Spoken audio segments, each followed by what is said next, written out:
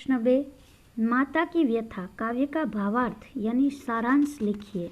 उत्तर, रूपरेखा 1 प्रस्तावना, 2 काव्य का भावार्थ / सारांश। 1 प्रस्तावना।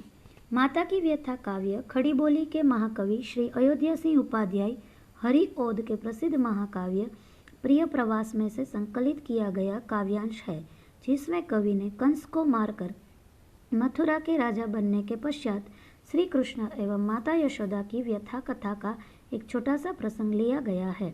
मथुरा के राजकाज से अवकाश मिलने पर श्री कृष्ण को गोकुल की याद सताती है। उन्हें अपने वृद्ध माता पिता एवं गोपियों की याद विचलित कर देती है।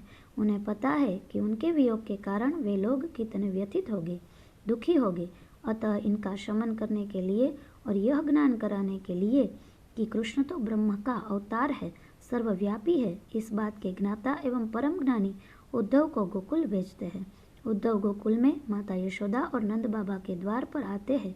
आतिथ्य सत्कार पाने के बाद रात्रि के समय उन्हें माता यशोदा की व्यथा का परिचय मिलता है। यशोदा की विरह व्यथा इस काव्यांश की मुख्य कथा है। 2 काव्य का भावार्थ / सारांश। कवि ने यशोदा की विरह व्यथा को एक एक पंक्ति में व्यक्त कर दिया है। यशोदा कृष्ण की प्राप्ति से लेकर उसके मथुरा गमन तक की यादों को उद्धव के समक्ष प्रस्तुत करती है और उद्धव धीरे धीरे यह महसूस करते जाते हैं कि इस जगत में ज्ञान की अपेक्षा प्रेम ही सर्वोपरि है। श्री कृष्ण ब्रह्म का अवतार है, किंतु इसकी प्राप्ति ज्ञान से ही नहीं, प्रेम से ही होगी। कवि श्री हरिओद जी ने इस सत्य को उजागर करने के लिए प्रस्तुत काव्य को केवल 12 पदों में प्रस्तुत किया है। प्रत्येक पद में यशोदा की व्यथा शत शत धाराओं में नदी के प्रवाह के समान बहती हुई नजर आती है। प्रथम पद में ही यशोदा की व्यथा का प्रवाह पूर्ण वेग के साथ फूट पड़ा है। वे कहती है कि मैंने अनेक प्रकार के व्रत, जप, तप एवं दान पुण्य किए थे, तब जाकर वृद्धावस्था में पुत्र की प्राप्ति हुई, किंतु वह तो मुझसे दूर दुश्मनों की नगरी में जा बैठा है। इससे मेरे हृदय में जो वेदना हो रही है, इसे कौन जान सकता है।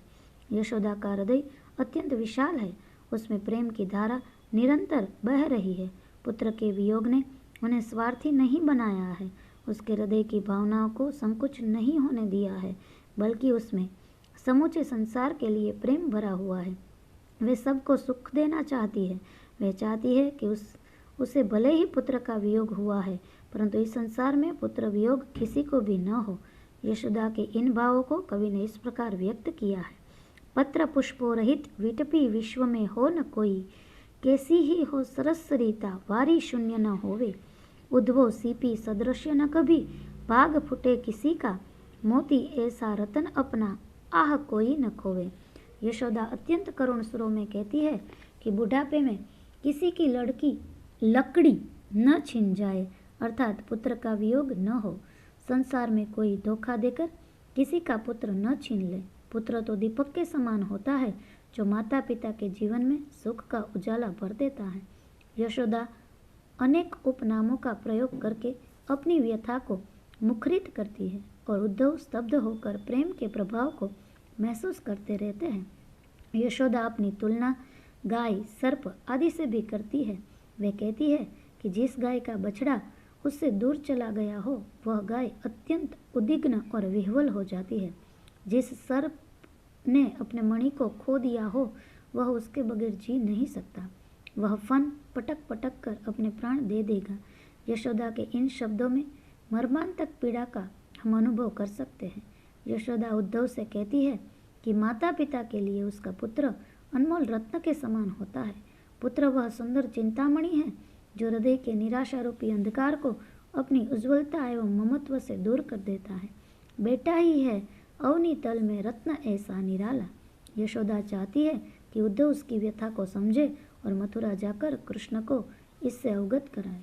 वे उद्धव से याचनापूर्ण शब्द में कह देती है कि हे उद्धव, यदि तुम्हें मेरी ऐसी दशा देखकर मुझ पर दया आती है, तो मेरी इस व्यथा को तुम कृष्ण के सम्मुख जाकर कहो। जो आती हो मुझ पर दया अल्प भी, तो हमारे सूखे जाते हृदय तल में शांति धारा बहा दो। यशोदा के अंतःस्थल में निराशा का घना अंधकार छा गया है। वह चाहती है कि किसी भी प्रकार पुनः उसका लाल वापस गोकुल आ जावे। विरह की व्यथा ने यशोदा को इतना व्याकुल कर दिया है कि वह सोचती है कि बचपन में मैंने कृष्ण को खूब डांटा फटकारा था, रस्सी से बांध दिया था। हो सकता है कि मेरे इस अपराध की आज वह मुझे सजा दे रहा है। ऐसा सोचकर वह अपने लाडले बेटे से क्षमा मांगने में भी संकोच नहीं करती। वह चाहती है कि उसका लाडला आकर उसके हृदय में इस क्षोभ को मिटाए, उसके अपराधों को क्षमा कर दे। प्यारे से यो विनय करना, वे उन्हें भूल जावे, मेरे जी को व्यथित न करे, क्षोभ आके मिटावे। अंत में यशोदा अपनी कामना को उद्धव के सामने व्यक्त करते हुए कहती है कि हे उद्धव, बस एक बार मेरा लाल मेरे सामने आकर अपनी मोहिनी मूरत और सांवली सूरत दिखला जावे। पुनः आकर अपनी बाल लीलाओं से, अपने गानों से, मीठे बोलों से गोकुल को हरा भरा बना दे। बस एक बार आकर मेरे उजड़े हुए इस सोने घर को अपनी किलकारियों से भर दे, इसे बसा दे। यशोदा की इस अंतिम कामना को कवि ने अत्यंत ही मार्मिक शब्दों में उतारा है। खेले आके युग युगल के सामने, मंजू बोले प्यारी लीला, पुनरपि करे गान मीठा सुनावे। मेरे जी में अब रह गई एक ही कामना, आके प्यारे